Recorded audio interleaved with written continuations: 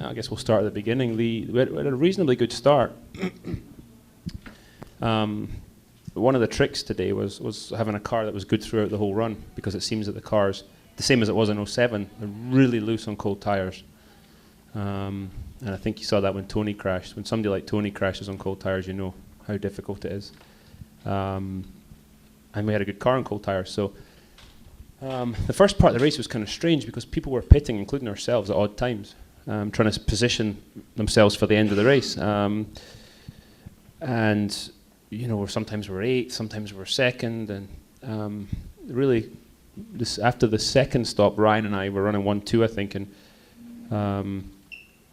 I passed him on the restart. He then passed me, and we kind of ran in lockstep. The car wasn't great then, and the target guys made a couple of adjustments for that last stop, and that was a green flag stop, and that was really the key. Was good in lap, good out lap on cold tyres, and amazing pit stops. The target guys, the pit stops today were phenomenal. They made 3 places in 1 stop under yellow to gain that kind of advantage against the competition we have in that pit lane is amazing. So that was awesome. And the car at the last stop with those changes was fantastic, and I was able to pull away from, have a good gap on Ryan. He was catching me a little bit, then we came to traffic, and I was able to get through traffic really well and then go. So delighted to be sitting here. You're a 2-time champion here at Iowa Speedway, and it's Father's Day. Your comments on that? Yeah, unusually my dad's not here today. He comes to, and has come to, pretty much, I think he's probably missed 5 races in my whole career. And so he decided he was having the weekend off. We were at the 24-hour Le Mans last weekend with my brother. So he decided he was having the weekend off. So I said it on the TV, but this is for him and all the fathers on the team and all the fathers in the stands. And happy Father's Day to everybody. It's I wouldn't be here without my dad's support. No way. Let's open it up. Dario, you've been here twice. You won twice. What's I guess the secret, or what makes you feel so comfortable here? Couple of things, I think. Well, running for good teams. You're running with AGR the first year, and now with the target guys. I'm lucky enough to be in good cars, and I've got kind of maybe a different way of setting the car up here than normal, and it seems to work very well. And that was the case again today. But so that's one thing. But again, with the team having fast cars, having great pit stops, it's a team effort, man. You cannot do it on your own.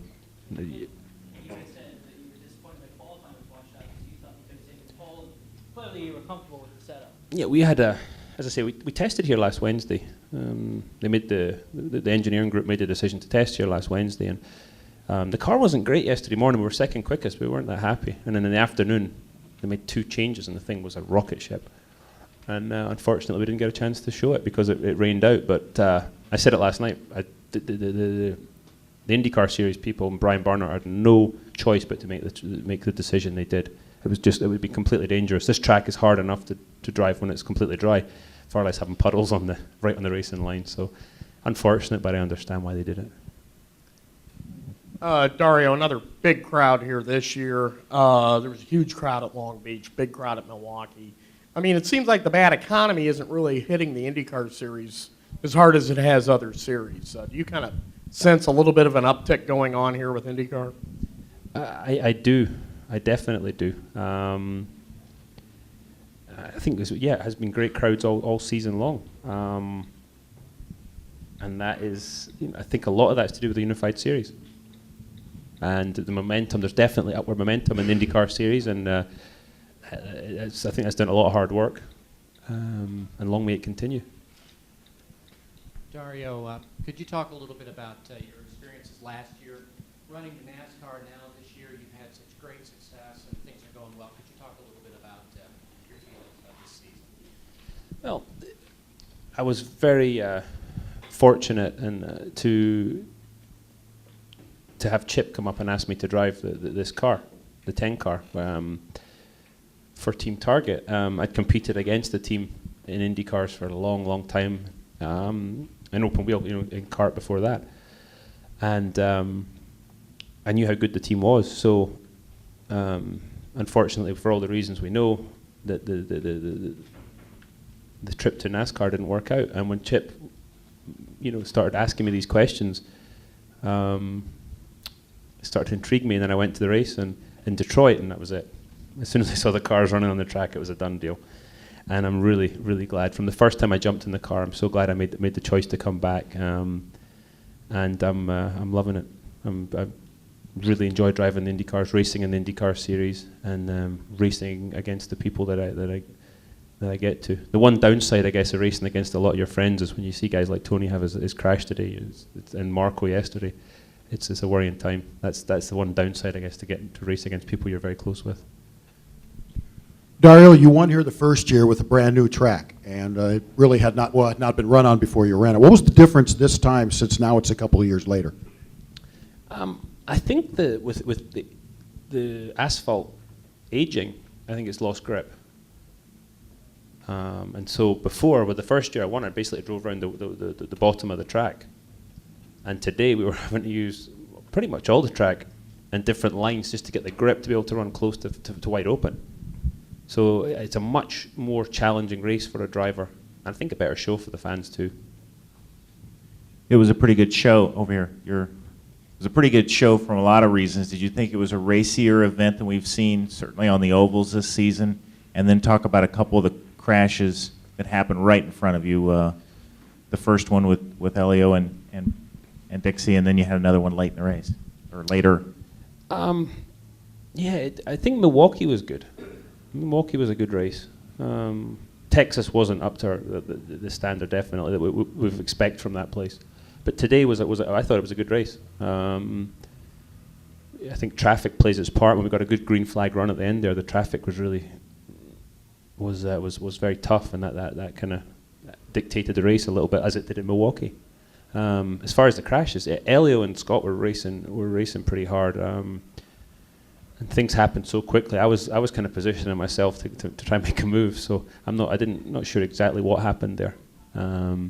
But they were. That was the thing on cold tires. Like I said, they were in a green track because of the rain. They were sliding around a lot. They were leaving black lines, and that's pretty difficult to do when you're pulling sort of 4 and 5 Gs through a corner. So it was. That was a close one. What was the one at the end? Didn't you have one maybe following Graham and they go 3 wide? Or was that... Graham had a point where he snapped loose.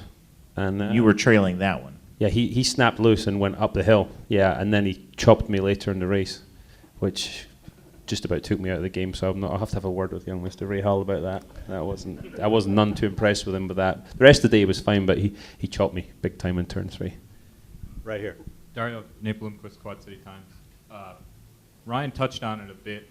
He said he didn't have as good of a car under cold tires. Do you feel that was the difference for you today, how the car performed under cold tires and how quickly they got heated up?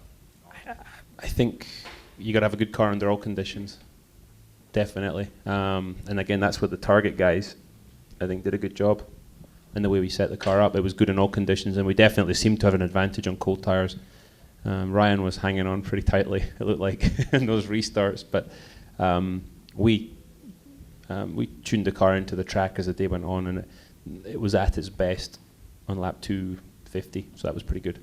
Timing is everything. Don? Yeah, Don K, Autosportradio.com. They're talking about, I was working with IMS Radio Network, and Davey was saying that the first 50, 75 laps was very aggressive. Did you feel it at the beginning? People were getting a little carried away? There was a lot of aggression, but I think everybody realized it was going to be a track position race. So that was one thing, but also because everybody was pitting on trying to sort of position themselves. We pitted out of, I think, P2 or P3. I was like, okay, what's going on here? But then I realized they were looking at the end game. And so that meant that some quick cars were back in heavy traffic, and that's why I think you saw some of the aggression.